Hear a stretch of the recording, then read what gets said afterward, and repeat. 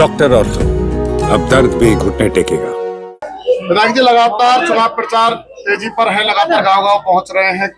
किस तरीके का प्यार आशीर्वाद जनता का मिल रहा है और आने वाली 5 तारीख क्या कहेगी पृथला की जनता? आने वाली 5 तारीख तो पृथला के लिए बता चुकी है, तो यहाँ पे भारतीय जनता पार्टी की सीट जीतेगी। और प्रचार प्रसार की बात है, सवेरे मैं 8 बजे से निकलता हूँ, रात को 12 बजे तक भी 11 बजे तक भी मेरा प्रचार प्रसार चलता रहता है। उसके बावजूद हमें इसमें कोई अतिशयोक्ति नहीं है कि भारतीय जनता पार्टी की जो नीति नियत है, आज सभी देश प्रदेशवासी सब समझ चुके हैं और उसको लेकर के हरियाणा में तीसरी बार जनता की सरकार बननी है, ये हमारा वादा है। आज भारत सरकार यानी कि मोदी जी की तरफ से बाकायदा मैनिफेस्टो जारी कर दिया है। किस तरीके से हरियाणा में क्या क्या नीतियां देनी है, गैस कितने की देनी है, महिलाओं के लिए किस तरीके करना, क्या देखते हैं इससे कितना फर्क पड़ने वाला है? नहीं, मोदी जी का मैंने तरीके से संकल्प पत्र देते हैं, हमारे मैनिफेस्टो नहीं होते। मैनिफेस्टो होते हैं कांग्रेस वालों के झूठ के पत्र, जैसे वो 8,500 रुपए गारंटी कार्ड दे आए और वहां उनके दफ्तर तक फूंक दिए फिर जनता ने। हमारे तो यहाँ संकल्प पत्र होता है और संकल्प पत्र का मतलब है हमने ये संकल्प लिया है, हम इसको आगे बढ़ा करके रहेंगे। जो भी काम के हैं जनता, गरीब जनता के लिए, चाहे हमारे गरीब मजदूर किसान के लिए, वो भारतीय जनता पार्टी ना कभी पीछे थी, ना कभी है और ना कभी रहेगी।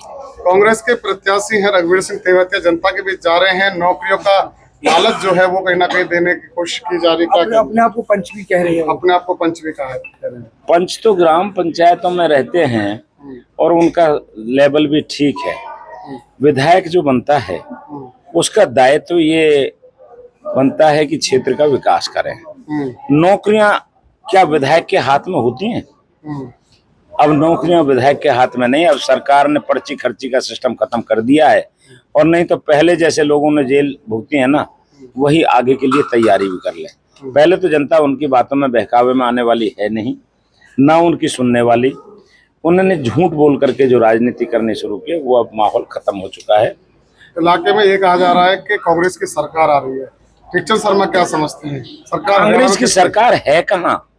सरकार भी भारतीय जनता पार्टी की बनेगी और उनकी जो झूठ की जिस तरीके से वो जातिवाद फैलाना चाहते हैं, वो एक बहुत ही छोटी मानसिकता का परिचायक है। मैंने एक वीडियो देखा था कि भाई ऐसा है, किसी जाति विशेष को लेकर के भाई फलाने इकट्ठे हो जाओ, ये इज्जत का सवाल है मेरे।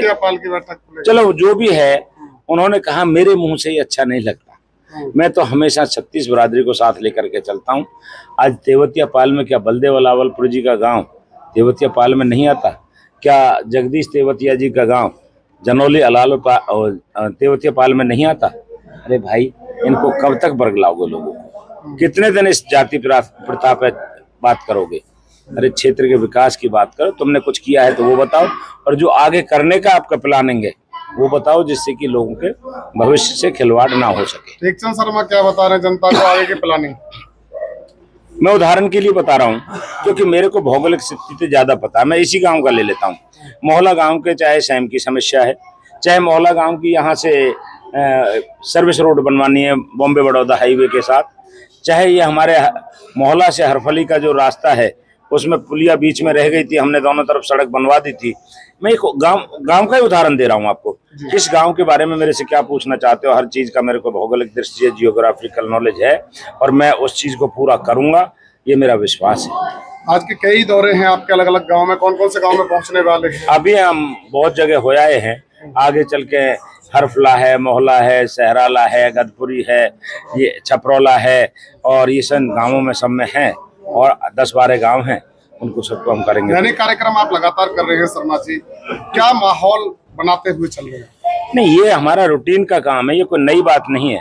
हम तो जब चुनाव भी नहीं लड़ रहे थे, जब भी मतलब जो है ना 2-4-5 गाँव में जाते थे।